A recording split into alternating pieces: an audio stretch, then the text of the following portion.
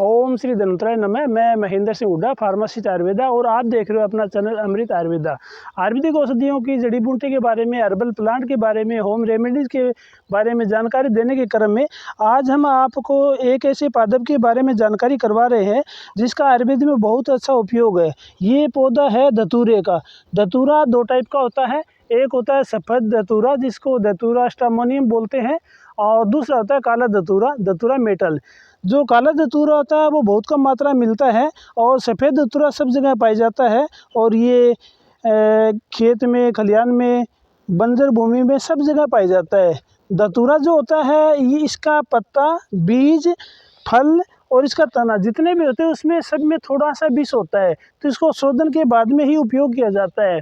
माधव के 7वें शताब्दी के आयुर्वेद प्रकाश के 14वें अध्याय में जो विष, महाविष, उपविष का वर्णन किया गया है, उसमें ये जो धतूरा होता है ये उपविष कैटेगरी में आता है। धतूरा जो है, इसके पत्ते, बीज, फल जितने भी है सभी को शोधन के बाद में उपयोग लिया जाता है। आयुर्वेद में चरक ने इसको कनक नाम से संबोधित किया है, सुश्रुत ने इसको उन्मत्त कहा है। और जो धतूरा होता है ये कई आयुर्वेदिक औषधियों में शोधन करने के बाद में बहुत अच्छा कार्य करता है। अब हम शुरू करते हैं धतूरे के आयुर्वेदिक औषधीय गुण, यानी धतूरे के फायदे, धतूरे को कहाँ कहाँ उपयोग कर सकते हैं हम। और सबसे पहले ये मैं बताता चलूँ कि धतूरे के दो सबसे बड़े उपयोग होते हैं। पहला, ये एंटी इन्फ्लेमेटरी होता है, सूजन में, दर्द में बहुत अच्छा कार्य करता है।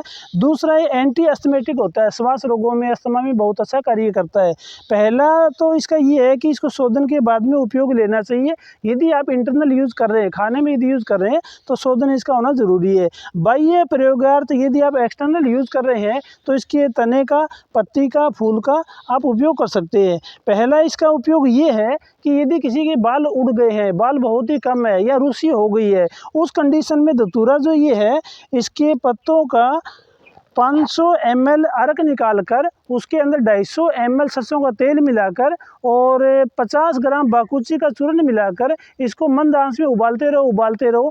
तेल मात्र शेष रह जाने पर 250 ml जब बच जाए तो इसको छानकर आप संग्रहित कर लो। जहाँ जहाँ बाल नहीं है वहाँ पे इसको रगड़ना चाहिए, और पूरे बालों में जहाँ जहाँ डैंड्रफ, रूसी लगाने से ये बहुत अच्छा कार्य करता है। दूसरा इसका फ़ायदा ये है कि जो धतूरे के पत्ते होते हैं इसके अंदर एंटी इन्फ्लेमेटरी गुण होते हैं। तो धतूरे के पत्तों को जहाँ भी दर्द होता है, संधिवात होता है, संधिशोथ होता है, घुटने में बहुत ज़्यादा दर्द है, तो इसका कलक बनाकर वहाँ पर बांधने से आराम मिलता है। बांधने के बाद में सूती कपड़े से यदि लगातार बांध दिया जाए तो दर्द में बहुत अच्छा आराम करता है, और स्थानिक प्रयोग में इसका उपयोग में कर लेना चाहिए। धतूरे का कान के दर्द में बहुत अच्छा उपयोग है। यदि कान दर्द हो रहा हो तो उसमें 500 ml धतूरे के पत्तों का अर्क, 250 ग्राम सरसों का तेल और शुद्ध गंधक 50 ग्राम लेकर इसको मंद आंच पर पकाए, लगातार पकाते रहे जब तक तेल मात्र रह जाए, यानी 250 ml तक बच जाए, तो इसको छानकर ठंडा करके संग्रहित कर लेना चाहिए। यदि किसी के कान में दर्द हो, एक एक बूंद कान में डालने से कान के दर्द में, सूजन में बहुत अच्छा आराम मिलता है। इसके बाद में अगला जो इसका उपयोग है वो है इसके बीजों का। वैसे इसके बीज में विषाक्तता बहुत ज़्यादा होती है, मादकता बहुत ज़्यादा होती है, थोड़ी सी मात्रा में लेने से ये बहुत ज़्यादा नुकसान भी कर सकता है। तो धतूरे के बीजों का सबसे पहले शोधन किया जाता है। जैसे मैं आपको बताऊं, ये धतूरे के छोटे फल हैं, अभी इनके अंदर बीज भी छोटे हैं, तो जब ये पक जाए तो ये अपने आप फूट के बाहर निकल जाते हैं। तो इनके जो बीज है उनको निकालकर उनका शोधन किया जाता है। शोधन की 3 विधि होती है। सबसे पहली विधि होती है गाय के दूध में शोधन कर सकते हो आप, गाय के मूत्र में शोधन कर सकते हो, और तीसरी विधि जो होती है वो होती है गाय के मट्ठे में आप इसका शोधन कर सकते हो। शोधन करने के लिए इसके बीज निकालकर अच्छी तरह सुखाकर उनको गाय के दूध में शाम को भिगो के रख देना चाहिए। दूसरे दिन उसको अच्छी तरह निथार कर साफ करके दोबारा नया दूध डाल दो। फिर उसको अगले दिन संभाल कर फिर इसमें दोबारा फिर दूध को चेंज करना होता है। चेंज करने के बाद में ऐसे लगातार 3 दिन तक दूध को आप चेंज करते रहो, और उसके बाद में इसको निकाल कर गर्म पानी में 4 से 5 बार धोकर अलग करके कपड़े में सुखाकर और आपको संग्रहित कर लेना चाहिए।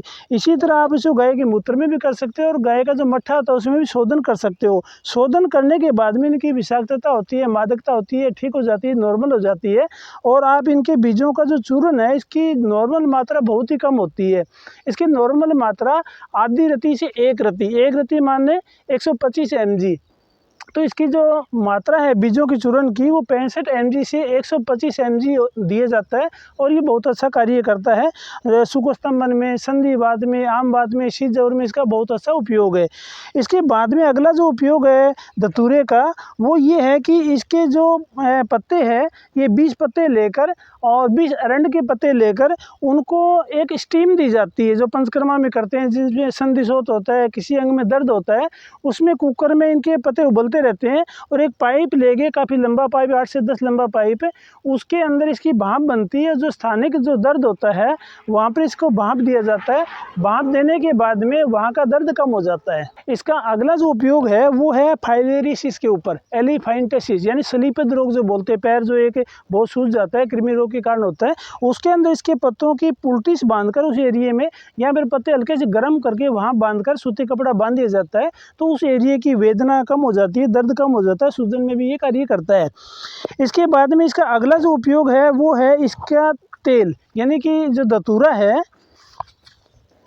धतूरे के जो बीज है इनका ये सूखने के बाद जो बीज निकल जाएंगे इनका तेल बनाया जाता है। तेल में क्या करते हैं हम कि इसमें 50 ग्राम अजवाइन, 50 ग्राम मेथी, 50 ग्राम सेंधा नमक और 50 ग्राम इसका बीज सुखा कर ले लेते हैं। इन चारों चीज़ों को आधा लीटर तिल के तेल में उबालते हैं और उबलते उबलते जब ये जो इसके बीज और जो ये मेथी है ये काले हो जाए, डार्क रंग के हो जाए तो इसको उतार कर आप इसको संग्रहित कर लें और जहाँ भी दर्द है, स्थानिक वेदना में, दर्द में, संधिशूल में, आम वात में बहुत अच्छा उपयोग होता है। घुटने में, कमर दर्द में सब जगह मालिश करने से ये एक वेदना स्थापक होता है तो बहुत अच्छा कार्य करता है। अभी हमने आपको बताया धतूरे के पत्ते, इसके सवरस का, इसके पत्तियों का, बीज का क्या क्या कहाँ कहाँ उपयोग होता है। तो यदि शोधन विधि से लिया जाए तो इसका बहुत अच्छा उपयोग होता है। बट यदि किसी ने गलती से, किसी बच्चे ने इसको खा लिया हो, किसी बड़े ने खा लिया हो या जानबूझकर खा लिया हो तो उसके बहुत ज़्यादा दुष्परिणाम हो सकते हैं। जैसे कि ये आप पौधा देख रहे हो, ये धतूरे का पौधा है, तो इसके यदि गलती से ज़्यादा मात्रा में खा लिया जाए तो इसके बहुत ज़्यादा दुष्परिणाम होते हैं।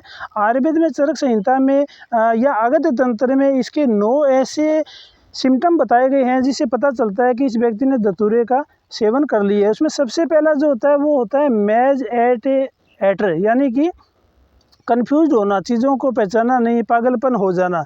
दूसरा जो होता है उसका सिम्टम ये बताया गया है ब्लाइंड एज ए बैट, जैसे चमगादड़ को दिन में दिखता नहीं है, इसी तरह धतूरे के सेवन किए व्यक्ति को आंखों से कम दिखाई देता है। तीसरा जो होता है वो होता है डायलेटेड प्यूपिल्स, यानी आंखों की पुतली इसमें फैल जाएगी। चौथा जो सिम्टम होता है धतूरे के यदि बहुत ज़्यादा सेवन कर लिया तो रेड एज ए बीट, चुकंदर जैसे लाल रंग हो जाएगा, पूरा शरीर बिल्कुल लाल पड़ जाएगा इसका बहुत ज़्यादा सेवन करने से। और पांचवा जो इसका सिम्टम होता है पहचानने में वो होता है ड्राई एज ए बोन, यानी कि आपके बहुत ज़्यादा निर्जलता हो जाएगी, सूखापन होगा, मुंह सूखेगा, पेशाब नहीं लगेगा, यूरिन रिटेंशन हो जाएगा। और छठा जो इसका बताया गया है वो होता है हॉट एज ए डेजर्ट, यानी शरीर की अत्यधिक गर्मी हो जाना, बिल्कुल सूखना।